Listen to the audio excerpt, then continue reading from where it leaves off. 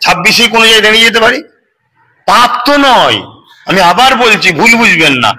পাপ যখন নয়, আমার মনের মধ্যে যদি থাকে মানুষের সেবা করব, দেশের সেবা করব, মানুষকে লুটবো না, দেশকে লুটবো না, অতএব আমি অরাজনীতির প্ল্যাটফর্মে দাঁড়িয়ে কাজ করতে গেলে আমি মদের দোকান বন্ধ করতে পারছি না, মানুষের অধিকার দিতে পারছি না, মায়েদের উপরে যে জুলুম হচ্ছে বৃদ্ধাশ্রমের সেই জুলুমগুলোকে বন্ধ করতে পারছি না, নারীদের উপরে যে রেপ অত্যাচার হচ্ছে বন্ধ করতে পারছি না। হয়তো আইনের পাওয়ার হলে পারবো, কথা বুঝে আসছে। এবার সেই জায়গায় আমার মনে হয় যে নওশাদ যেমন দাঁড়িয়ে করছে, আমি যদি দাঁড়াই আরেকটু শক্তি বাড়বে, চলো দাঁড়াই, দাঁড়াতেই পারি, পাপ কি আছে?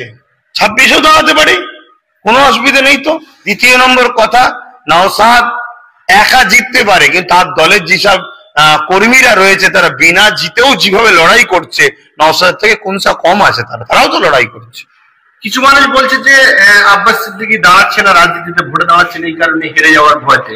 ইতিমধ্যে আপনারা জানেন যে শাসক দলের একজন নেতা, মন্ত্রী, এমনকি বিধায়ক 8টা 10টা করে পদ রয়েছে। এই জায়গায় আপনি বিধায়ক হলেন, এদিকেও সামলান ওদিকে সামলান, পারেন তো? তারা কি প্রকৃত হক আদায় করছে? তারা কি ডিউটি পালন করছে? যদি করতো নতুন করে আইএসএফ করা দরকার ছিল না? আজকে 26-এর লোকেদের এই পানি তো রাস্তায় কলকাতায় বসতে থাকা দরকার ছিল? আর না তিলক তোমার মা বোনকে কানতে হতো? কটা ঘটনা বলবো না, আনিস খানকে ছাদ থেকে পড়তে হতো? হ্যাঁ, তারা কি ডিউটি পালন করছে? তারা তো সংবিধান বিরোধী, সমাজ বিরোধী কাজ কন্টিনিউ করে যাচ্ছে। আর দ্বিতীয় কথা, যে আব্বাস সিদ্দিকী হেরে যাবে, ভাই সবচেয়ে প্রথম কথা হচ্ছে, কেউ যদি, আমি আমার লাইনের কথা বলছি, আমরা তকদিরের উপরে ভরসা, আমরা জিতবো হারবো এটা আমরা কোনো ডিপেন্ড করে চলি না। আমরা এতটুকু জানি, চেষ্টা আমাদের কাজ, ফাইসাল্লাহ স্রষ্টার হাতে আছে। অতএব ফাইসাল্লাহ তিনি যদি আমার জন্য জিতার লিখে রাখে, কেউ আমায় হারাতে পারবে না, আর তিনি যদি আমাকে হার লিখে রাখে, আমাকে হারতেই হবে, কেউ জিতেও পারবে না। অতএব আমার যখন লক্ষ্য থাকে মানুষের জন্য কাজ করার, দেশের জন্য কাজ করার, সেখানে হারবো জিতবো এটা মাইন্ডে আসছে কেন? তখন তো মাইন্ডে আসবে যখন আমি যদি না জিততে পারি, এত টাকা খরচ করে ফেললাম, তুলবো কি করে, এটা তাদের মাইন্ডে আছে, আমাদের মাইন্ডে আসে না। তাহলে 26-এ কোন জায়গায় দাঁড়াতে পারেন না? যদি দাঁড়ান তাহলে কোন সিট থেকে দাঁড়াতে পারেন? সেটা এখন কি করে বলবো বলেন না, সেটা এইভাবে কি বলা যায়?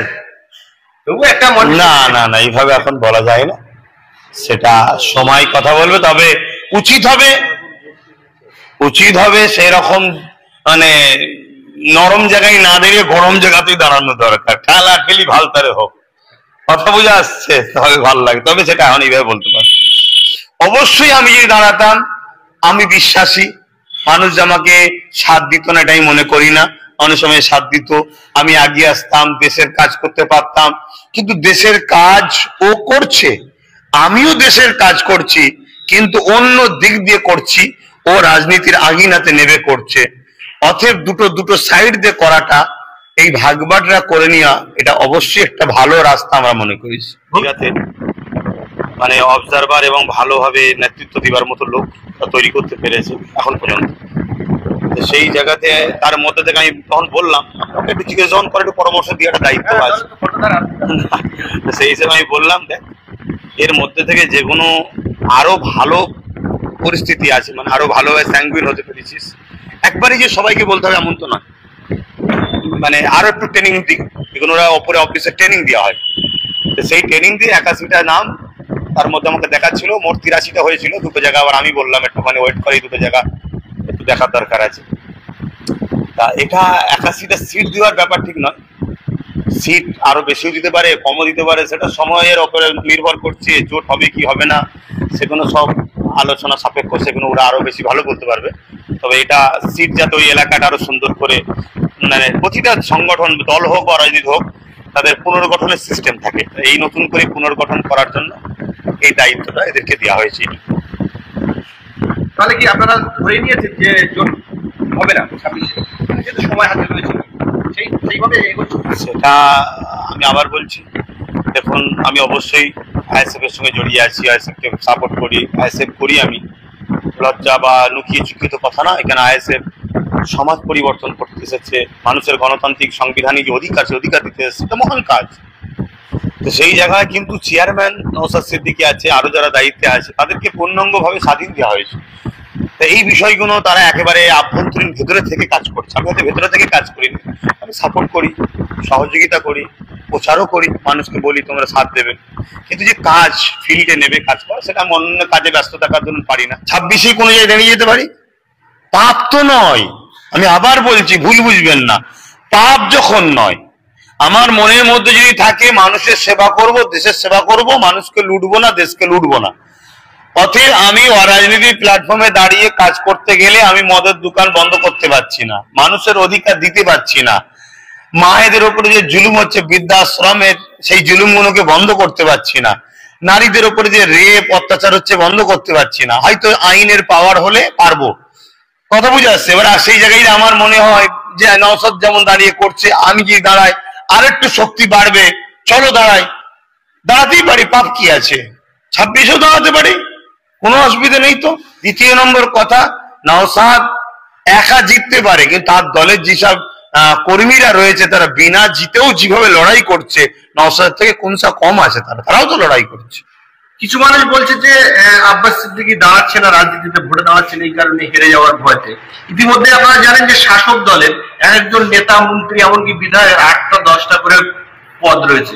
সেই জায়গায় আপনি বিধায়ক হলেন, এদিকেও সামলান ওদিকে সামলান, পারেন তো? না, তারা কি প্রকৃত হক আদায় করছে? তারা কি ডিউটি পালন করছে? যদি করতো নতুন করে আইএসএফ করা দরকার ছিল না? আজকে 26 লোকেদের এই পানি তো রাস্তায় কলকাতায় বসে থাকা দরকার ছিল? আর না তিলক তোমার মা বোনকে কাঁদতে হতো? কটা ঘটনা বলবো না, আনিস খানকে ছাদ থেকে পড়তে হতো? হ্যাঁ, তারা কি ডিউটি পালন করছে? তারা তো সংবিধান বিরোধী, সমাজ বিরোধী কাজ কন্টিনিউ করে যাচ্ছে। আর দ্বিতীয় কথা, যে আব্বাস সিদ্দিকী হেরে যাবে, ভাই সবচেয়ে প্রথম কথা হচ্ছে, কেউ যদি, আমি আমার লাইনের কথা বলছি, আমরা তকদিরের উপরে ভরসা, আমরা জিতবো হারবো এটা আমরা কোনো ডিপেন্ড করে চলি না। আমরা এতটুকু জানি, চেষ্টা আমাদের কাজ, ফাইসাল্লাহ স্রষ্টার হাতে আছে। অতএব ফাইসাল্লাহ তিনি যদি আমার জন্য জিতার লিখে রাখে, কেউ আমায় হারাতে পারবে না, আর তিনি যদি আমাকে হার লিখে রাখে, আমাকে হারতেই হবে, কেউ জিতেও পারবে না। অতএব আমার যখন লক্ষ্য থাকে মানুষের জন্য কাজ করার, দেশের জন্য কাজ করার, সেখানে হারবো জিতবো এটা মাইন্ডে আসছে কেন? তখন তো মাইন্ডে আসবে যখন আমি যদি না জিততে পারি, এত টাকা খরচ করে ফেললাম, তুলবো কি করে, এটা তাদের মাইন্ডে আছে, আমাদের মাইন্ডে আসে না। তাহলে 26-এ কোন জায়গায় দাঁড়াতে পারেন না, যদি দাঁড়ান তাহলে কোন সিট থেকে দাঁড়াতে পারেন? সেটা এখন কি করে বলবো বলেন না, সেটা এইভাবে কি বলা যায়? তবু একটা না না না, এইভাবে এখন বলা যায় না, সেটা সময় কথা বলবে। তবে উচিত হবে সেই রকম, মানে নরম জায়গায় না দাঁড়িয়ে গরম জায়গাতেই দাঁড়ানো দরকার, খেলা খেলি ভালতারে হোক, কথা বুঝে আসছে, তবে ভালো লাগে। তবে সেটা এখন এইভাবে বলতে পারছি। অবশ্যই আমি যদি দাঁড়াতাম, আমি বিশ্বাসী মানুষ আমাকে সাথ দিত না এটাই মনে করি না, অনেক সময় সাথ দিত, আমি এগিয়ে আসতাম, দেশের কাজ করতে পারতাম। কিন্তু দেশের কাজ ও করছে, আমিও দেশের কাজ করছি, কিন্তু অন্য দিক দিয়ে করছি, ও রাজনীতির আগিনাতে নেবে করছে। অতএব দুটো সাইড দিয়ে করাটা, এই ভাগবাটরা করে নেওয়া, এটা অবশ্যই একটা ভালো রাস্তা আমরা মনে করি। মানে অবজারভার এবং ভালোভাবে নেতৃত্ব দিবার মতো লোক তৈরি করতে পেরেছে এখন পর্যন্ত। সেই জায়গাতে তার মধ্যে থেকে আমি তখন বললাম, একটু জিজ্ঞেস করে একটু পরামর্শ দিয়ে একটা দায়িত্ব আছে, সেই হিসেবে আমি বললাম, দেখ এর মধ্যে থেকে যে কোনো আরো ভালো পরিস্থিতি আছে, মানে আরো ভালোভাবে স্যাঙ্গুইন হতে পেরেছিস।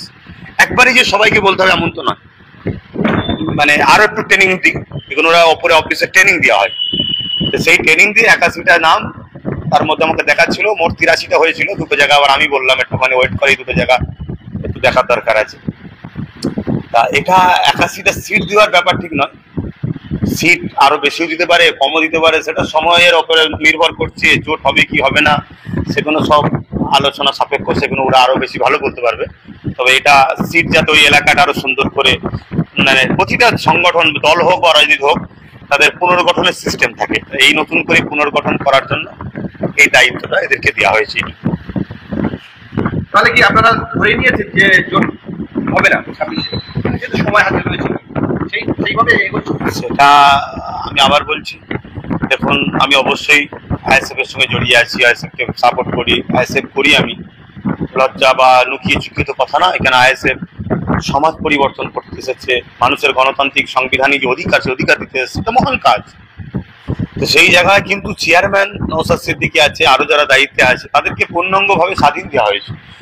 তো এই বিষয়গুলো তারা একেবারে আভ্যন্তরীণ ভেতরে থেকে কাজ করছে। আমি হয়তো ভেতরে থেকে কাজ করি না, আমি সাপোর্ট করি, সহযোগিতা করি, প্রচারও করি, মানুষকে বলি তোমরা সাথ দেবে, কিন্তু যে কাজ ফিল্ডে নেবে কাজ করা, সেটা আমি অন্য কাজে ব্যস্ত থাকার জন্য পারি না।